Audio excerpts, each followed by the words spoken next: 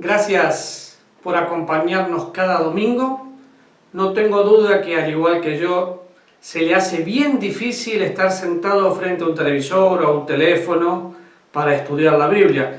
Como he dicho en otra oportunidad, nada reemplaza el poder abrazarnos, el contacto físico, o como bien lo dice la palabra de Dios, el estar los hermanos juntos en armonía. Pero vamos a orar. Ahí donde está, por favor, cierre sus ojos y dígale: Dios, gracias porque tengo esta manera de poder estudiar tu palabra. Necesito que me hables, necesito escuchar tu voz, en el nombre de Jesús. Amén. Bien, ¿se acuerda que estamos hablando de la gracia de Dios, la manifestación salvadora? Hoy vamos a intentar seguir con la manifestación santificadora, pero para que se acuerde algunas cositas. La gracia es lo que yo no merezco. Algo muy básico, pero que tiene que ver con todo nuestro entorno, porque vamos a ver la gracia de Dios en la salvación, en la santificación, en el sustento. Es algo que todos los días lo vemos. ¿Se acuerdan? La gracia de Dios no es una dispensación, es una persona. Vemos desde el Génesis en adelante la gracia de Dios. Hemos visto que la primera mención de la gracia en Génesis nos habla de dos cosas: de redención y de justificación. ¿Por qué? Porque fueron puestos fuera del Edén, pero fueron salvos y fueron revestidos. Y nosotros, los cristianos, una vez que nacimos de nuevo, somos revestidos juntamente con Cristo. Ahora, vaya a su Biblia, San Juan, capítulo 1. La semana anterior, en el video anterior, nosotros leímos el versículo 17 que dice: pues la ley por medio de Moisés fue dada, pero la gracia y la verdad vinieron ¿por quién? Por medio de Jesucristo. Pero retrocedamos un poquito y fíjese,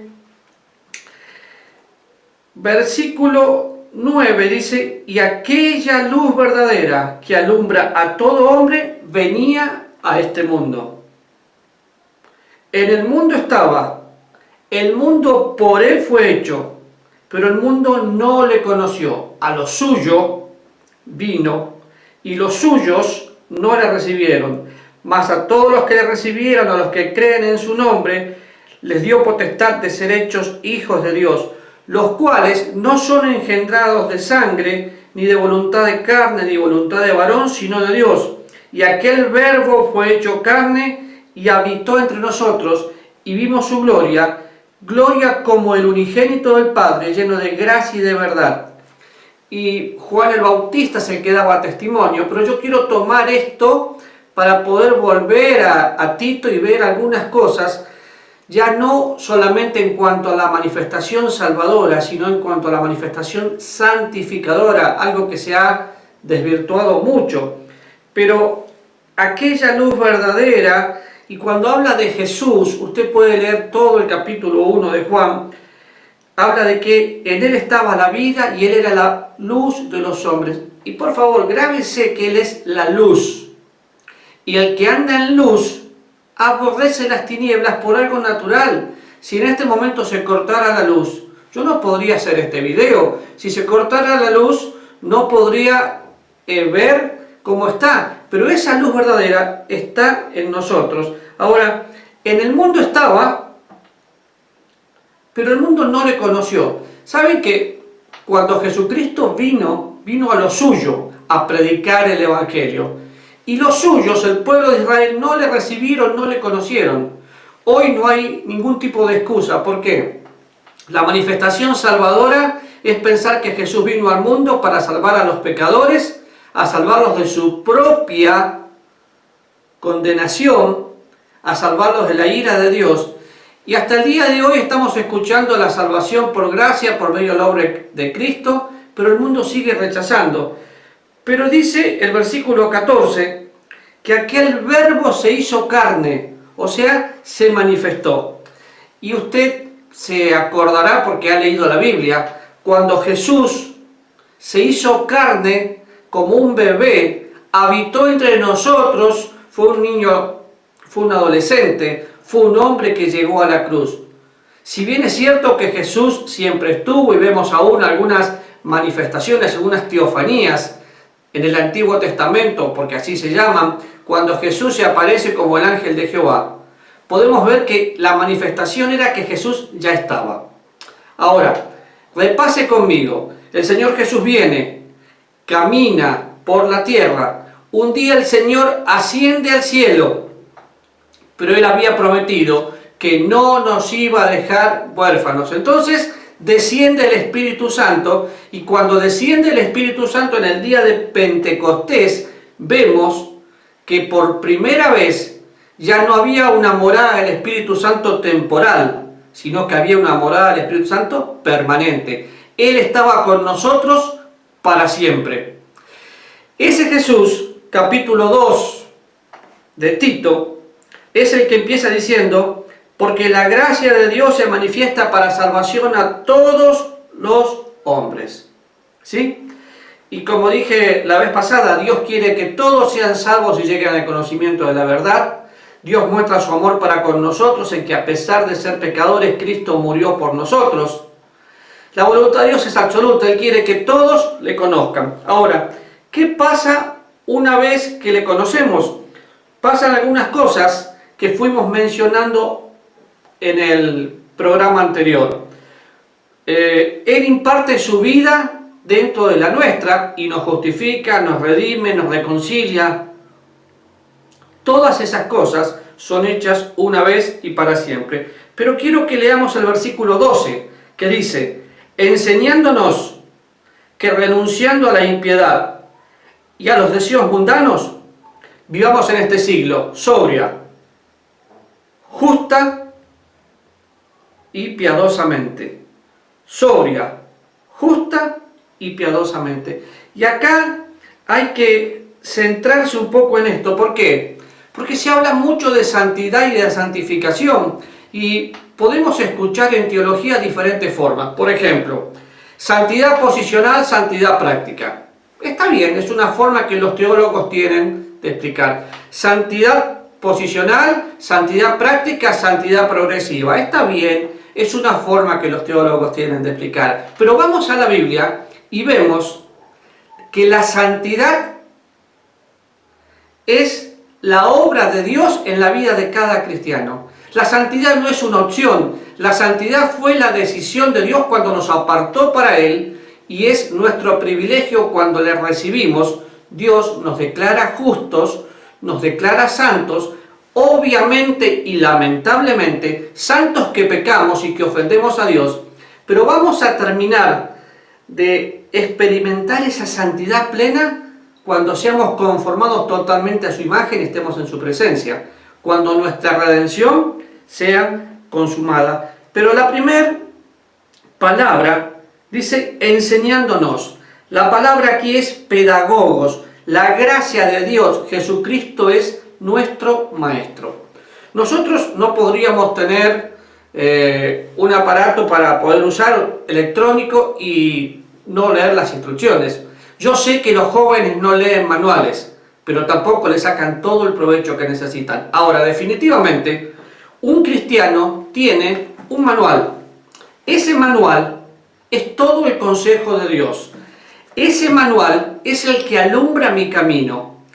Y cuando se habla de santificación, a veces perdemos mucho tiempo en cosas que no valen la pena, pero por favor, vaya a 1 Pedro, una carta maravillosa, y piense: cuando se manifestó la gracia salvadora, yo fui trasladado al reino de su amado Hijo.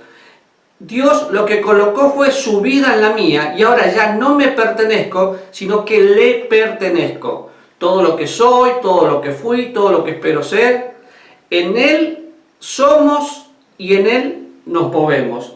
Pero cuando vamos a 1 Pedro capítulo 1, quiero leer algunos versículos. El versículo 3 dice: bendito el Dios y Padre de nuestro Señor Jesucristo, que según su gran misericordia nos hizo renacer. Anote esa palabra, renacer. ¿Para qué? Para una esperanza viva por la resurrección de Jesucristo de los muertos, para una herencia incorruptible, incontaminada, inmarcesible, reservada en los cielos, para mí. Pero antes que sigamos leyendo, ¿qué tengo? Tengo una esperanza viva. ¿Qué hizo Dios? Me hizo renacer. Cuando leo el capítulo 2 de Efesios, dice que estábamos muertos en nuestros delitos y pecados, pero Él nos dio vida juntamente con Cristo. Por gracia somos salvos. Y cuando el apóstol Pablo dice que estábamos muertos y que Él nos da vida, es porque después nos da una esperanza, nos hizo renacer. La regeneración o el nuevo nacimiento es la obra de Dios que me hace su pertenencia y también me separa, me santifica. La gracia de Dios es nuestro Maestro. Ahora, esa esperanza viva, por medio de la resurrección, me da una herencia incorruptible. Y cuando voy leyendo todo el pasaje de 1 Pedro, llego a esto, versículo 13. Por tanto, ¿qué es por tanto? Por todo lo que vengo diciendo, ceñid los lomos de vuestro entendimiento, sed sobrios y esperad por completo en la gracia que se os traerá cuando Jesucristo sea manifestado. Como hijos obedientes, no os conforméis a los deseos que antes teníais, estando en vuestra ignorancia, sino como que aquel que os llamó es santo, sed también vosotros santos en toda vuestra manera de vivir. ¿Por qué? Porque escrito está, sed santos porque yo soy santo. Yo creo que si leemos este versículo tendríamos que decir, ya está. ¿Por qué voy a ser santo? Porque Dios es santo. ¿Por qué voy a ser santo? Porque el santo vive en mi vida. Entonces, cuando pienso en la manifestación salvadora, me lleva a la manifestación santificadora. Porque es momento, tal vez de recordar, o tal vez de aprender, lo que es la morada del Espíritu Santo. La morada es un lugar donde alguien habita. En mi vida habita Dios. Por la fe, Cristo habita en mi corazón. Por la fe, el Espíritu Santo habita en mi corazón. Por la fe, el Padre habita en mi corazón. Toda la plenitud de la deidad está habitando en mí. Ahora, es interesante pensar que un día la gracia se va a manifestar por completo y iremos a la presencia de Dios. Pero mientras estamos aquí, los deseos que antes tenía, ya no los tengo que tener. ¿Por qué? Si yo los tengo, ¿a usted no le pasa? Bueno, al apóstol Pablo le pasó y dice, lo que no quiero, eso hago. Y aquí es donde entra algo que necesitamos aprender. Es ser sensible al Espíritu Santo de Dios. Ser santos tiene que ver con sensibilidad. Porque cuando yo entiendo quién soy, empiezo a vivir diferente. Si yo le enseño a un hombre a vivir por reglas, en cualquier momento va a querer romper las reglas. ¿Por qué? Porque las reglas, por una cuestión natural, no las quiero cumplir. Pero enséñele a un hombre quién es en Jesucristo y va a afectar toda la manera de vivir.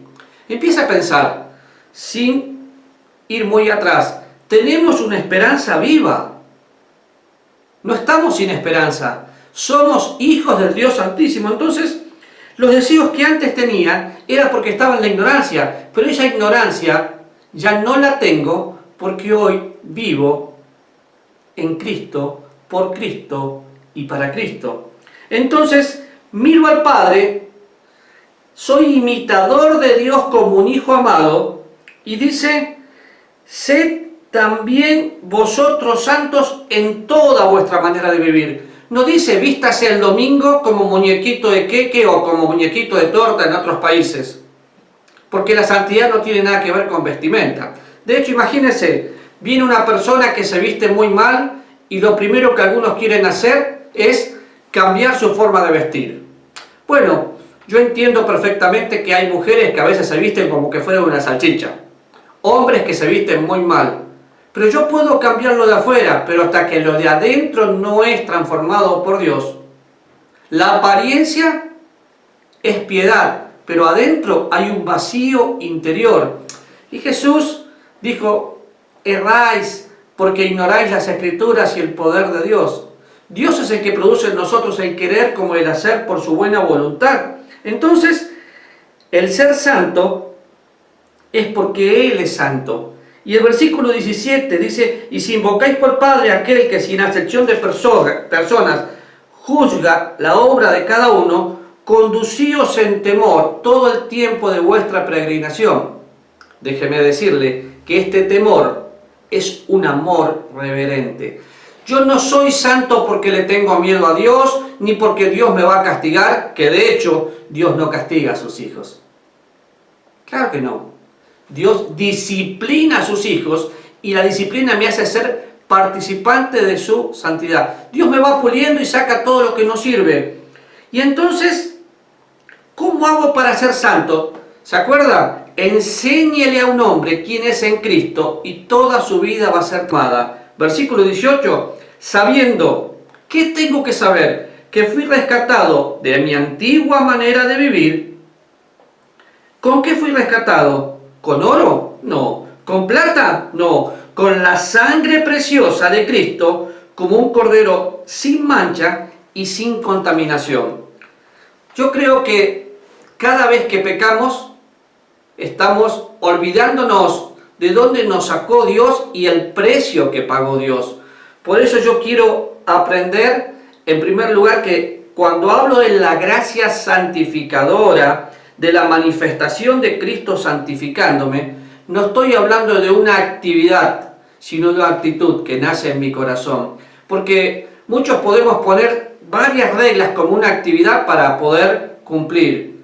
Pero cuando la actitud nace de mi corazón, es totalmente diferente. Y Dios tiene que producir el querer como el hacer. Yo tengo que aprender a amar lo que Dios ama y a odiar lo que Dios odia. Vuelve conmigo a Tito. Versículo 12. Enseñándonos. ¿Quién nos enseña? La gracia de Dios. ¿Qué nos enseña? A renunciar. Renunciar. Acá es la palabra interesantísima. En griego es la palabra arneomai y significa negar, rechazar, rehusar. ¿Qué tengo que negar? ¿Qué tengo que rechazar? ¿Qué tengo que decir no? Los deseos mundanos. Y vivimos en este siglo, pero no somos de este siglo. Vivimos en este mundo, pero el mismo Jesús oró, Padre, santifícalos, pero no son de este mundo, pero los dejó aquí.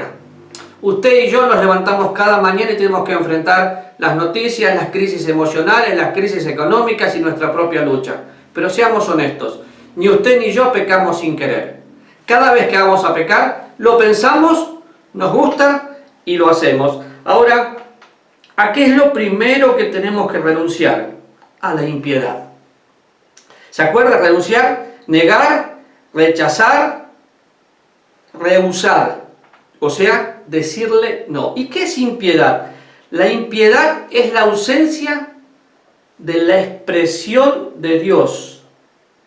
O sea, una persona puede ser muy religiosa, puede ir a una iglesia bautista, pentecostal, hermano libre, levantar las manos, alabar entre comillas a Dios, pero seguir siendo impía. ¿Por qué? Porque una persona piadosa es la que tiene el corazón conforme al de Dios.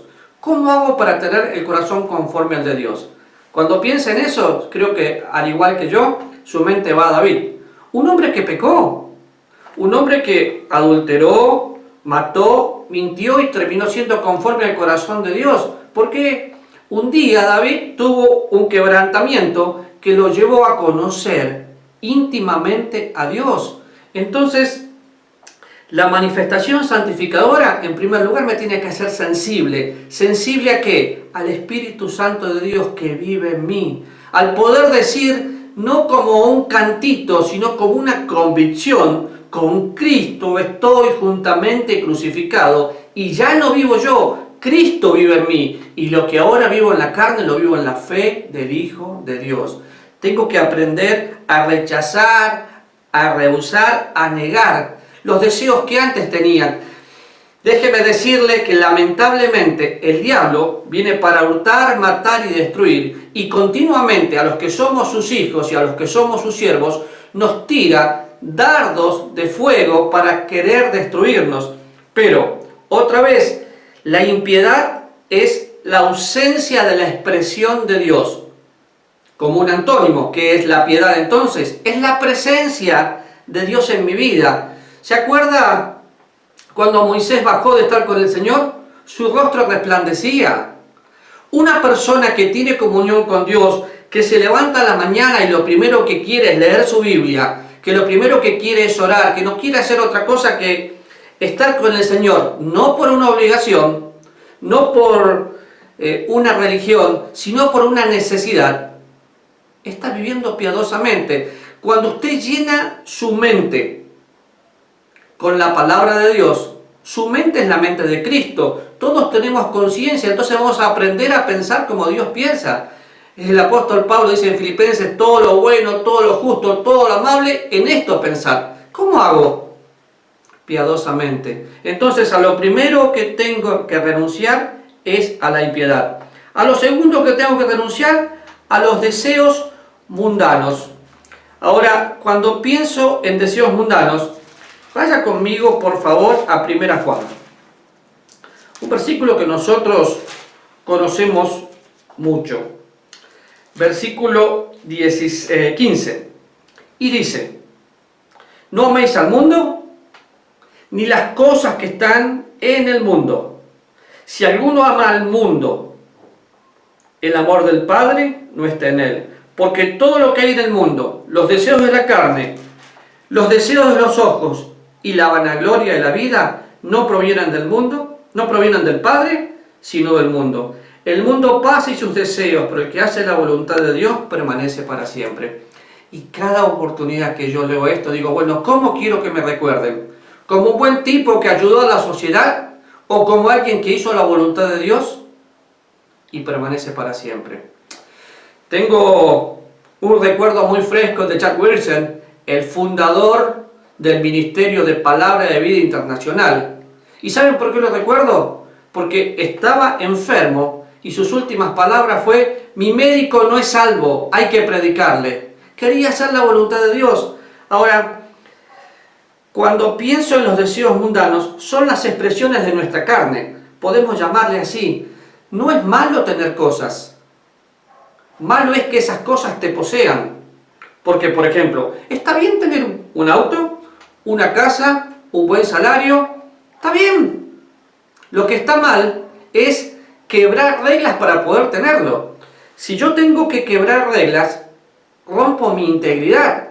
Y la integridad, dice el diccionario, que es el estado de estar completo. Pero la integridad también es la forma que Dios nos hizo cuando nos hace a su imagen. Es la vida moral de Dios puesta en la mía.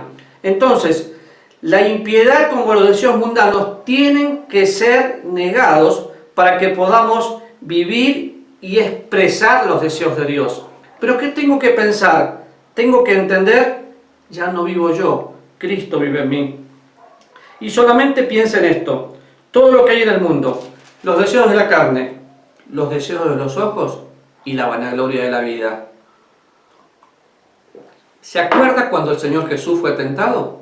El diablo lo tentó así. ¿Por qué? Porque es algo que todos los seres humanos queremos. Pero el mundo pasa y sus deseos. Tengo la convicción de que muy pronto viene Cristo. Y yo quiero estar ese día, no mirando para atrás y diciendo me arrepiento. Quiero decir, mi vida valió la pena. Ahora, los deseos mundanos, bueno, los deseos mundanos son cosas pasajeras que lamentablemente todos tenemos, pero tengo que aprender a pensar que yo no quiero algo pasajero, quiero algo permanente. La esperanza viva que hablábamos recién, todos la tenemos. Cuando yo miro un poco a la Biblia, estoy muerto al pecado, pero vivo para Dios. Entonces, otra vez, enseñándonos que, negando, rehusando, rechazando la impiedad, podamos renunciar también a los deseos mundanos y podamos vivir en este siglo y dar tres palabras: sobria, justa y piadosamente. Acompáñenme a Gálatas capítulo 5, versículo 16. Creo que este versículo, entre muchos otros, nos va a ayudar a poder dar una idea de cómo tenemos que vivir. Ahora, digo pues, andad en el Espíritu y no satisfagáis los deseos de la carne, porque el deseo de la carne es contra el Espíritu, y el del Espíritu es contra la carne, y estos se oponen entre sí, para que no hagáis lo que quisieres. Y cuando yo pienso en este versículo y en lo que acabo de leer, bueno, en primer lugar tengo que ser sensible. En segundo lugar, tengo que ser sabio. ¿Qué es una persona sabia? Una persona que toma un principio y lo pone en práctica. Sabiduría es conocimiento aplicado. Entonces, si usted lee todo el contexto de Gálatas, empieza diciendo en el capítulo 5 que tengo que estar firme en la libertad que Cristo me hizo libre. Así que la santificación no tiene nada que ver con reglas. ¿Está bien? La santificación tiene que ver con relación. Y así como tengo que ser sensible a la palabra de Dios, tengo que ser sabio en poder aplicarla. Y me habla de no andar. La palabra andar aquí es un paso a la vez. ¿Sí? Tengo que andar no haciendo lo que me gusta, sino haciendo lo que realmente me conviene, porque es lo que Dios me está diciendo. Y si usted mira todo lo que sigue, dice, si sois guiados por el Espíritu, no estáis bajo la ley. Tenemos que aprender algo. La gracia de Dios me enseña a renunciar a la impiedad, o sea, a rechazar todo eso, a negar todo eso, y a los deseos mundanos. Y fíjese que acá hay una lista, pero dice algo, cuando somos guiados por el Espíritu de Dios. No podemos pensar en un cristiano haciendo lo que quiere diciendo que es cristiano, pero lo hay. Pablo le escribió a los corintios que nunca fueron sensibles y no querían ser sabios, entonces no vivían guiados por el Espíritu. Pero todos tenemos la posibilidad de ser guiados por el Espíritu Santo de Dios. Pero si sois guiados, no estáis bajo la ley.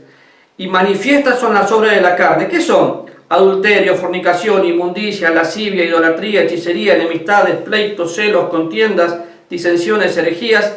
La lista sigue. Pero después dice, el fruto del Espíritu es, y termina diciendo, versículo 24, pero los que son de Cristo han crucificado la carne con sus pasiones y deseos. Si vivimos por el Espíritu, andemos también por el Espíritu. Y como vamos a seguir con este estudio, yo quiero tomar esto para poder parar acá. El Señor Jesús es nuestro maestro, es nuestro pedagogo, es el que me enseña a renunciar a la impiedad y a los deseos mundanos y vivir en este mundo sobriamente, o sea, sobria hacia mí mismo, justamente hacia los demás, piadosamente hacia Dios, pero es imposible pensar en la santificación sin la ayuda del Espíritu Santo de Dios, que es nuestro paracleto, nuestro ayudador. Cuando Dios me guía y todos tenemos la guía de Dios, voy a rechazar todas estas cosas, esta lista de pecados que está acá, que dice muchas cosas, y voy a empezar a disfrutar el fruto del Espíritu Santo de Dios. Le voy a dejar una tarea, usted ya me conoce y sabe cómo hacerlo. Cuando pensamos en el fruto del Espíritu Santo de Dios, estoy hablando de carácter. Y ese carácter, que es la vida de Cristo en mí, me lleva a tener una conducta diferente. Tome un momento en su casa y divida el fruto del Espíritu. 3 tienen que ver conmigo mismo, 3 tienen que ver con el Señor y 3 tienen que ver con mi relación con otros. Amor, gozo, paz, paciencia, benignidad, bondad, mansedumbre, fe, templanza, dominio propio. Se puede traducir de las dos maneras, pero si vivimos por el Espíritu, andemos también por el Espíritu. ¿Con quién vive? Porque cuando nosotros vemos la Biblia, dice que fuimos sellados con el Espíritu Santo de Dios. Empecé diciendo que es la manifestación santificadora. Esa santidad que conviene a mi casa, y soy la casa de Dios, ya no podemos estar como que no conociéramos la Biblia hablando de vamos a la casa de Dios. No, soy la casa de Dios. Me lleva a ser sensible. Esa sensibilidad me lleva a ser sabio. ¿Qué es sabio? Practicar todo lo que voy aprendiendo. ¿De qué le serviría a usted escuchar o leer y no practicar. ¿Y qué tengo que practicar hoy? Andar por el Espíritu y no satisfacer los deseos. Por ejemplo, tengo problemas en el hígado, entonces no puedo comer cosas fritas, pero me gustan. ¿Qué hago? ¿Lo que me gusta o lo que me conviene? Lo que me conviene. Y en más de una oportunidad, usted va a decir, Señor, yo quiero hacer esto, pero no me conviene. Y no se preocupe, Dios le va a dar las fuerzas para que haga lo que debe o que no le guste. Entonces, pensando en esto, si vivimos por el Espíritu, andemos por el Espíritu. ¿Qué es andar en el Espíritu? Es empezar a caminar un día a la vez, diciendo, soy consciente de que el Dios de toda gracia vive en mi vida y quiero ser constante en mi caminar diario, confesando mis pecados, pero con el compromiso de amarle. ¿Cómo lo hago? Bueno, otra vez lo voy a hacer siendo sensible a lo que Dios me dice cuando leo la Biblia, cuando oro. Cuando soy sensible voy a ser sabio porque voy a leer la Biblia y practicarla. Y eso me va a llevar a tener una santidad práctica. Basta ya de excusas de decir, no, es que soy santo en posición. No, somos santos en toda nuestra manera de vivir. Lo espero el domingo.